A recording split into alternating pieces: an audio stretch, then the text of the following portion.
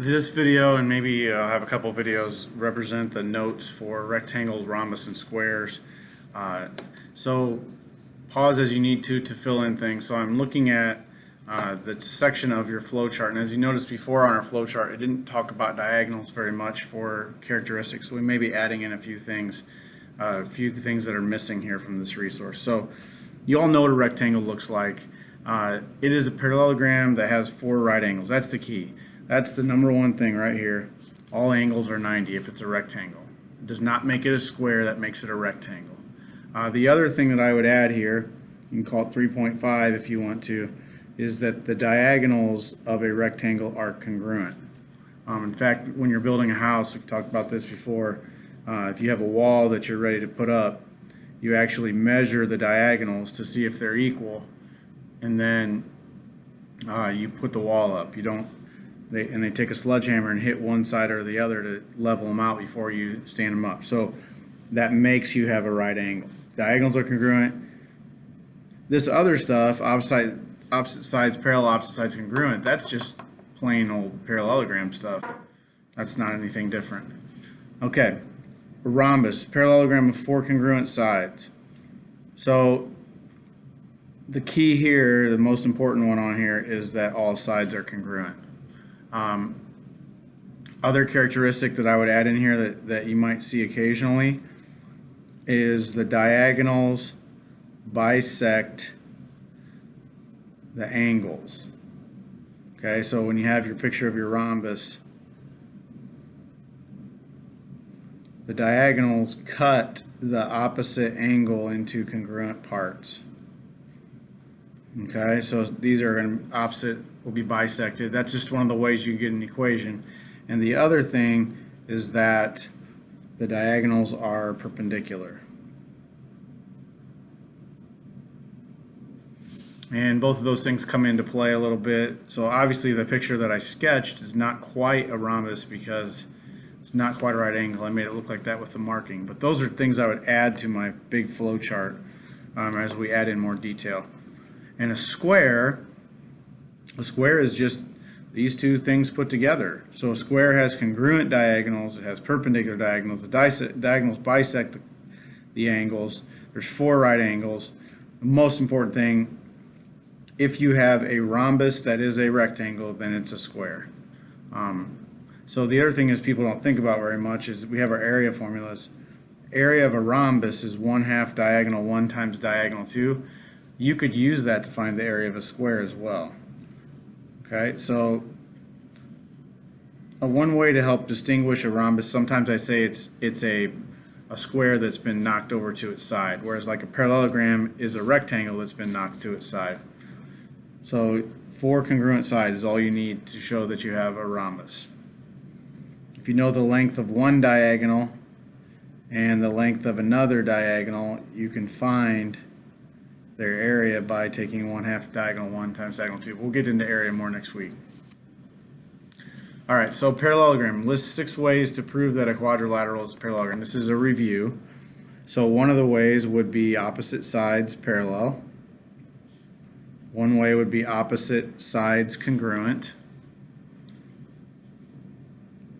One way would be consecutive angles sup.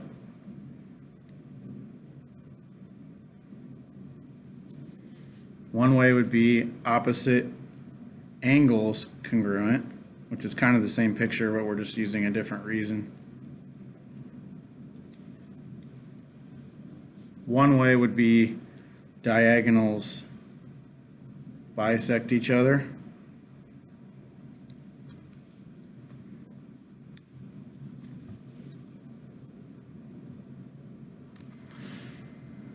And the last one is if you have one set of sides both parallel and congruent. And we did not talk about that one very much. It's not used as much, but if you have parallel and congruent on one set of sides, then it works for both, so you have a parallelogram. Okay, 3 characteristics to show that a parallelogram is a rhombus. First thing is congruent sides. And then you know it's a rhombus. Perpendicular diagonals, obviously these are not rhombi here. And the last one would be what we talked about, the diagonals bisect the angles that they go through. So if you know you have a parallelogram, it's a rhombus if that is true. Two special characteristics that prove a parallelogram is a rectangle: right angles and congruent diagonals. Just kind of reviewing, this is just in a picture form, not from the chart. Continuing on your notes here.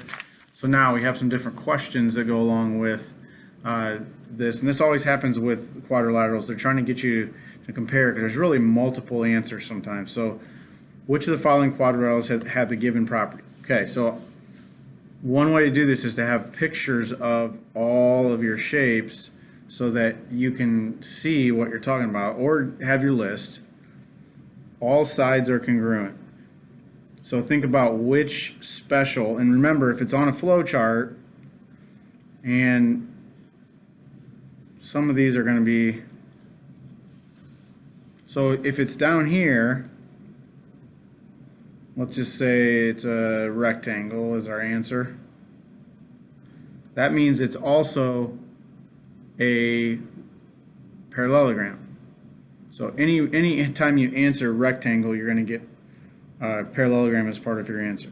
Anytime you answer rhombus, you're going to get parallelogram. Anytime you answer square, a square, if it tells you it's a square, then it's all of these things, because a square is a rhombus, is a rectangle, is a parallelogram. Okay? Keep going. I'll let you answer those. You can pause and answer them right now with your partner, or you can just keep watching and get your notes done. MNPQ is a rectangle. That's important. Boom, rectangle. All I know right here is angles. Easy equation. Looking for stuff that's equal to each other, looking for stuff that adds up to 180, looking for stuff that adds up to 90. I think you can see which that's going to add up. Given the quads below, write a letter inside each shape next to each statement that is true. Some questions will have multiple answers. Okay, so again, this is kind of like the other one. We have better pictures here. So you can actually look at the picture and answer. Again, multiple answers. We will discuss those when I come back next week. Some of them will be kind of tricky. Always, sometimes, never, also a little bit tricky sometimes. I'll start it off. A square is always a rectangle because a rectangle has 4 right angles. A square, we know, has 4 right angles and 4 equal sides. So that is true. When you reverse it, though, it's true sometimes, sometimes not true. So we'll do this is the easiest option one. A rectangle is sometimes a square. And the way to show it is there is a rectangle and it is not a square, but there is a rectangle and it is a square. So it just depends on the case. Again, always, sometimes, never. I always start out with sometimes and try to think about one time where it is, one time where it isn't, and go from there.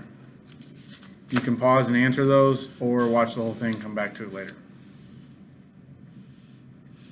Okay, so this goes along with your homework. I'm going to make a second video just giving you some homework.